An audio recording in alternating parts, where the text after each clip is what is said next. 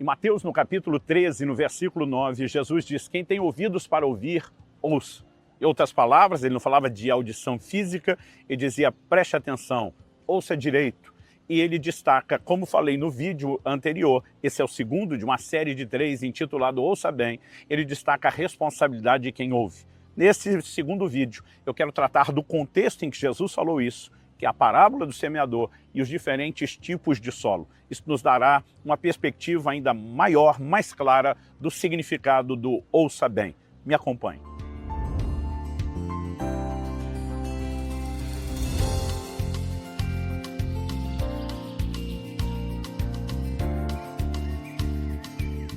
Estou hoje na cidade de Istambul, na Turquia, passando para compartilhar mais uma palavra ao seu coração.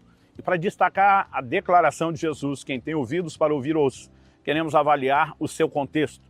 Jesus nos ensina a famosa e conhecida parábola do semeador. E depois de falar em alegorias, ele interpreta o significado daquela ilustração por ele mesmo proposta. Então Jesus diz: eis que o semeador saiu a semear, verso 3 de Mateus 13. Do 4 ao 8 ele diz: ao semear, uma parte caiu à beira do caminho e vindo as aves a comeram. Outra parte caiu em solo rochoso, onde a terra era pouca, logo nasceu, visto não ser profunda a terra. Saindo, porém, o sol a queimou, e porque não tinha raiz, secou-se. Outra parte caiu entre os espinhos, e os espinhos cresceram e a sufocaram. Outra, enfim, caiu em boa terra e deu fruto, a 100, a 60 e a 30 por 1. Quem tem ouvidos para ouvir, ouça. Então a declaração de Jesus está relacionada a esse ensino, que por sua vez é explicado a partir do verso 18, quando Cristo diz: ouçam, portanto, o que significa a parábola do semeador. A todos os que ouvem a palavra do reino e não a compreendem, vem o maligno e arrebata o que lhes foi semeado no coração. Esse é o que foi semeado à beira do caminho. Jesus deixa claro que a semente lançada é a palavra de Deus. Jesus deixa claro que há tipos distintos de solo. E a única distinção que você vê nos 4 tipos de solo por ele apresentado, todos ouvem a palavra. Essa é a maneira como ele vai se referir a cada um deles. Ouve a palavra, mas é a reação, é a resposta de cada um deles que os diferencia enquanto um tipo de solo. Jesus começa falando do solo à beira do caminho. Naturalmente falando, todo mundo entendia o significado daquilo. O chão que era muito pisado, a semente não conseguia simplesmente penetrar solo adentro. É por isso que normalmente eles aravam, abriam a terra para lançar a semente. Agora, lançá-la numa superfície lisa, de terra batida, pisada, significa uma dificuldade de penetrar o solo. Com isso, na superfície exposta, as aves do céu vieram e comeram. Jesus interpreta esse tipo de solo, dizendo: esses são os que ouvem a palavra de Deus e não a entendem.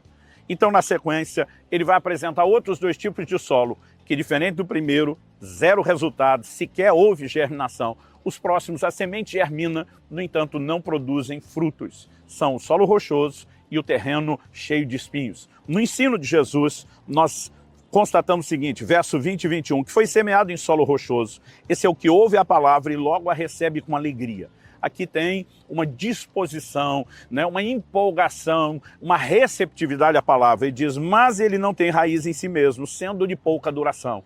É o tipo de crente que tem prazo de validade. Quando chega a angústia ou a perseguição por causa da palavra, logo se escandaliza. Qual é a diferença entre o primeiro tipo de solo e o segundo? A maneira de ouvir. E veremos isso no terceiro e no quarto, todos serão analisados. Mas deixe-me adiantar um raciocínio aqui importante. Eu me lembro que quando comecei a estudar a Bíblia na adolescência, eu imaginava que o tipo de solo que somos é que determina a maneira como nós ouvimos a palavra. E eu imaginava que alguns de nós já nascemos para ser o solo à beira do caminho, o outro nasceu para ser o solo rochoso, o outro nasceu para ser o terreno cheio de espinhos, e alguns deram a sorte, né? Na minha cabeça eu imaginava 25%, a quarta parte, deram a sorte de ser o solo bom, então esses iam frutificar porque eram solo bom. Mas quando Jesus diz: quem tem ouvidos para ouvir, ouça, ele está dizendo que a forma como ouvimos a palavra é que determina os resultados. Então não é o tipo de solo que somos que determina como ouviremos. É a maneira como ouvimos que determina a classificação do tipo de solo que nós teremos. E é importante que a gente compreenda essa abordagem do Senhor Jesus. Então o primeiro, ele não entende. Se não há entendimento, 0 resultado.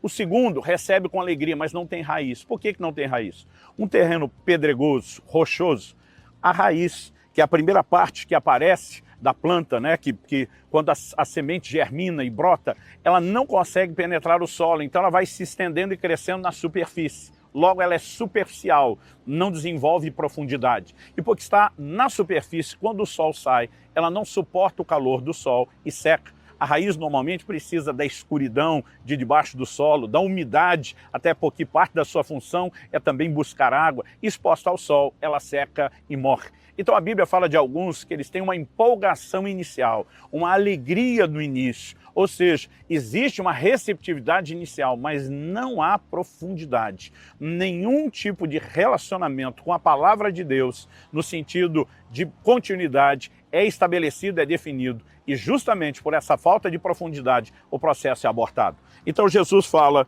de um terceiro tipo de solo, verso 22. O que foi semeado entre os espinhos é o que ouve a palavra.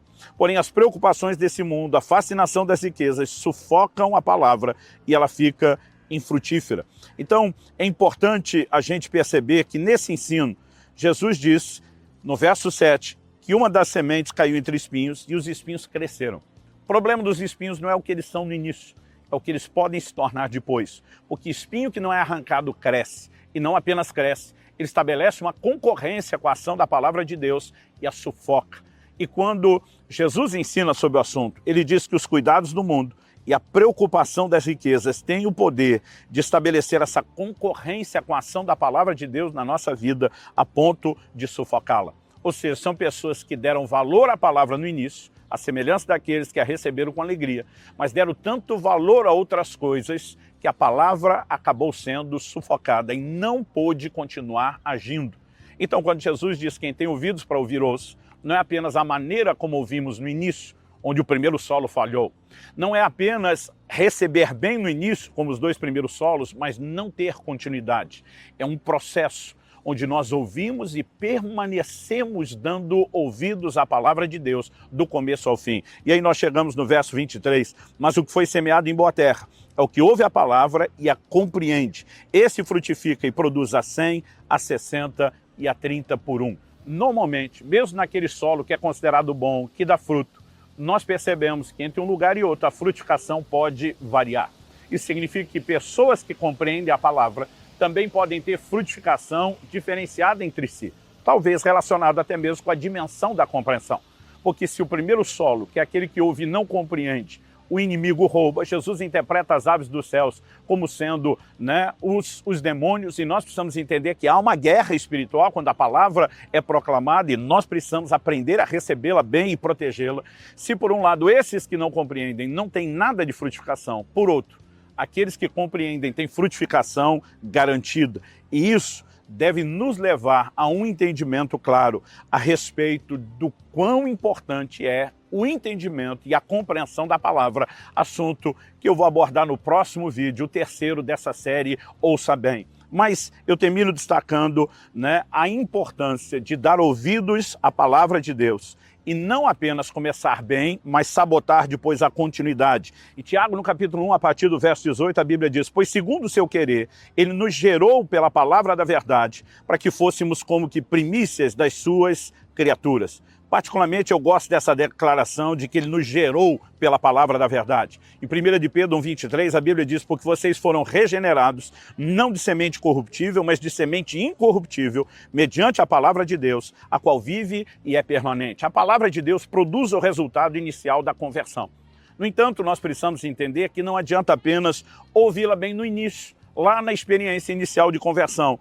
Tiago continua e diz a partir do verso 19, vocês sabem essas coisas, meus irmãos, cada um esteja pronto para ouvir, mas seja tardio para falar e tardio para ficar irado, porque a ira humana não produz a justiça de Deus. Portanto, aqui nós temos, né, uma conjunção explicativa, portanto, deixando toda impureza, acúmulo de maldade, acolham com mansidão a palavra implantada em vocês, a qual é poderosa para salvá-los. Ou seja, a palavra já foi implantada, já nos regenerou, significa que ela foi bem ouvida no início, mas ele está dizendo, acolha com mansidão essa palavra implantada, porque a continuidade do processo, o permanecer dando ouvidos à palavra, permitindo que ela trabalhe em nós, como trabalhou no início, é que garante os resultados. É aí que ele vai chegar à conclusão.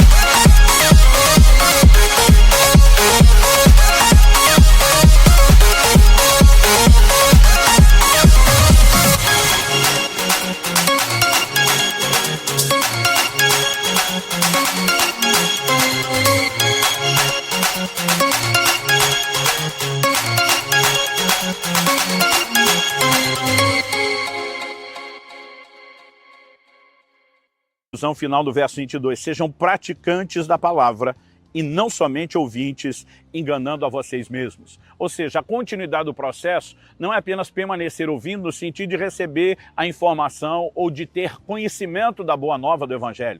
É levar a sério a palavra que nos é comunicada. É decidir andar nessa palavra. Ou seja, o processo que é iniciado pela palavra é continuado pela sua palavra. A Bíblia